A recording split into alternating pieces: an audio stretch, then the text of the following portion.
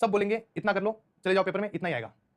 वो पेपर में आएगा, सब रील बनाएंगे कि पेपर लीकर बोलते हैं, ये बोलते हैं, वो बोलते हैं, सेम जैसे मैंने पिछले साल किया था। अगर वो नहीं आया तो वो इंसान रील नहीं बनाएगा, बोलेगा नहीं आया, वो रील बनाएगा नहीं, उसका कोई नुकसान भी नहीं है। तेरा बड़ा नुकसान हो जाएगा, इसलिए पहले बोलता हूँ पूरा पढ़ के जाना।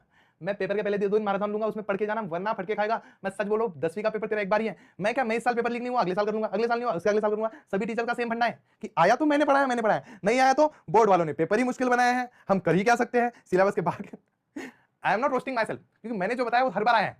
मराठी हिंदी इंग्लिश के पेपर में भी जो चीजें पढ़ाई वो आई गई थी, पर कुछ लोगों का बीच में पेपर एक आ जाता है, एक नहीं आता। फिर क्या होता है, फिर एक वीडियो इसके रील्स बनती है, कटती है, बाहर फिरती है, इसका कुछ नहीं आता। फिर किसी को पता नहीं इंग्लिश का किधर आया क्यों नहीं, इंग्लिश का तो सब करके गए थे, पेपर में तो कुछ आया ही नहीं, फिर फट गया। तो भाई ये समझ लो तुम लोग मेरी बात कि भाई साहब पेपर लीकर्स पे भरोसा मत करो। पेपर लीकर खुद बोल रहा है कि भाई मैराथन पहले 2 दिन के मैराथन में आ जाना, 100 आउट ऑफ 100 की गारंटी मैं देता हूँ। वो 2 दिन के मैराथन के बाद 100 आउट ऑफ 100 फिक्स है भाई। तो सुबह के 1 घंटे में, मैं पहले ही बता रहा हूँ, सुबह के 4 बजे जो सेशन होता है उसके 2 घंटे में मैं 40 में से ज्यादा बोलो, देखो मैं 24 प्लस की गारंटी लेता हूं। कितनी गारंटी लेता हूं मैं, सुन लो, मैं कितनी की 24 प्लस की गारंटी लेता हूं। अब उसके बाद नसीब तुम्हारा 24 मार्क का तो आएगा ही आएगा।